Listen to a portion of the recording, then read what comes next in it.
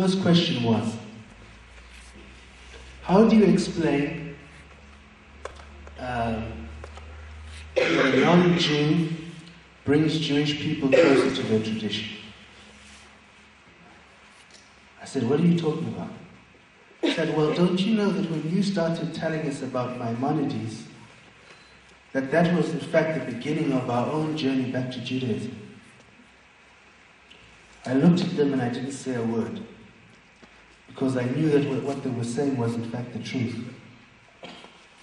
And there they were in front of me, observant Jews, and I remembered them from way back in South Africa when they were unaffiliated. And I saw all the changes that had taken place.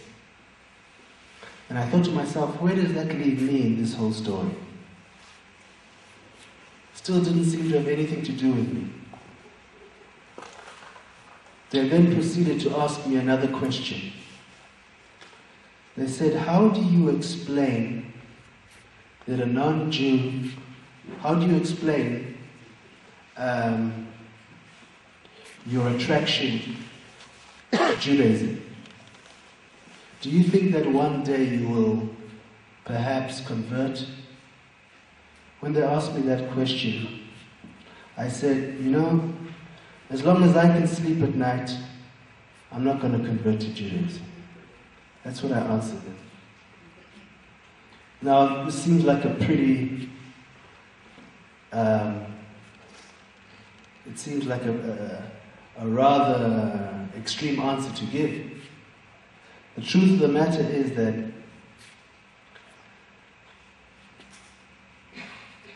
since I'd come to visit my friends in yeshiva, I went to a few classes in Jewish philosophy that were open to the public at large. And when I heard what was going on in these classes, I said, this is exactly what I've been looking for.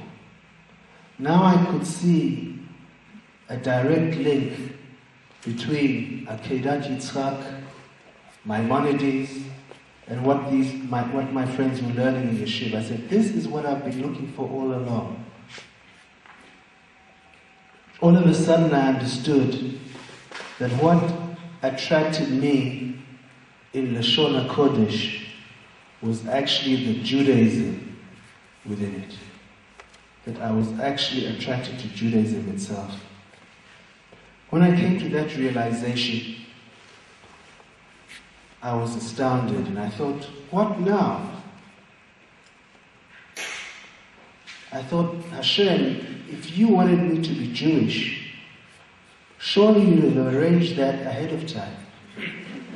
And I thought, what's all this about?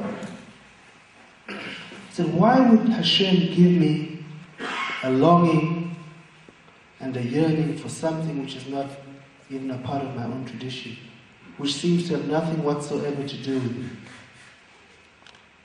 And then I started getting a bit upset. And I thought, Hashem, this is not fair.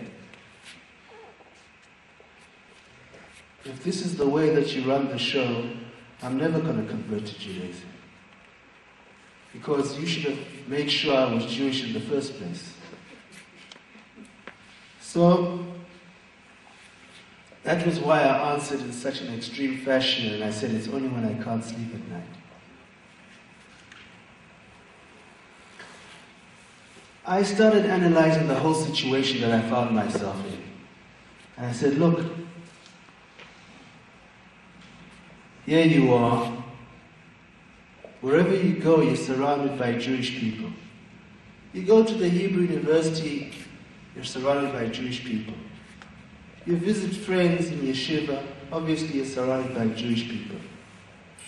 And I said, you see, you put yourself in a situation which is unhealthy. You have to go back into the non-Jewish world. And there you'll be able to adapt and start living a normal life again.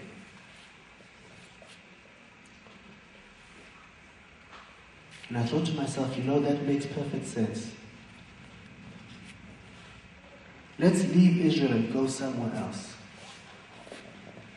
So I decided to leave Israel and I went to Italy, Rome. Now, those of you who've been to Rome know that it's not the most Jewish of cities in the world. But I arrived there, and I thought to myself, Baruch Hashem, I've escaped the Jews now. Nobody's going to be able to catch me over here. There's got priests and nuns running ahead and ahead. I said, this is the life. I remember sitting down having a cup of coffee just outside St. Peter's, and I looked up at the street sign, and it said in Italian, La strada dell'Immacolata Concezione, which means the street of Immaculate Conception. I thought, oh my God, you really left the Yidden behind here. This is a whole different side. Immaculate Conception. I said, now I'm in the Goisha belt. Everything's going to be okay from now on. Everything's going to be smooth. So, in those days, the last Pope was on his journeys around the world, and I took the opportunity to go and visit St. Peter's. I've always been a great fan of Italian art and literature. So there I go,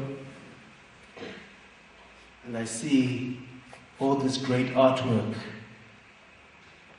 and I see sculptures, and in my mind I imagine the greatness of the Roman Empire and all its achievements. And then as I'm thinking about this, it also crosses my mind what the Jewish people were going through those various periods of history. There was the Inquisition, the Crusades, the auto-da-fés, Jewish people being burnt at the stake, Jewish people suffering all kinds of torture. Why? Because they were Jewish and they refused to be anything else.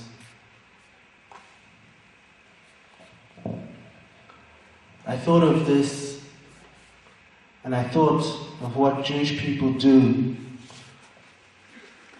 when they give their lives up for the sanctification of Hashem's name. They say the prayer Shema Yisrael.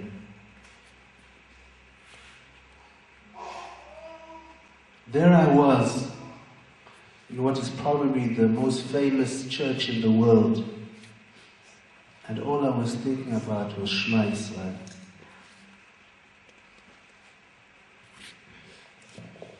I went back to my hotel room, which just overlooks St. Peter's. It was the first time in my life that I did anything Jewish. I covered over my eyes and I said, Shema Yisrael, Hashem Elokeinu, Hashem Echad.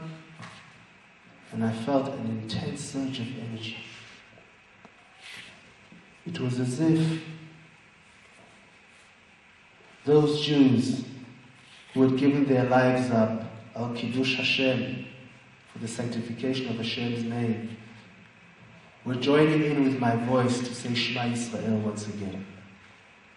This was a very moving experience for me, and one that I couldn't understand. I thought, why is this happening to me? What's it got to do with me?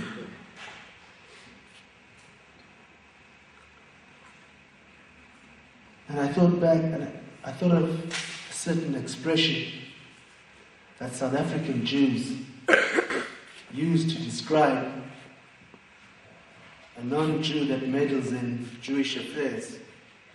I'll translate the expression soon enough. They say, "Vos wees de chazer van Lokshin?" Vos wees de chazer van Lokshin? What does a pig know about Lokshin? And I thought to myself, yeah, that's correct. This is none of your business.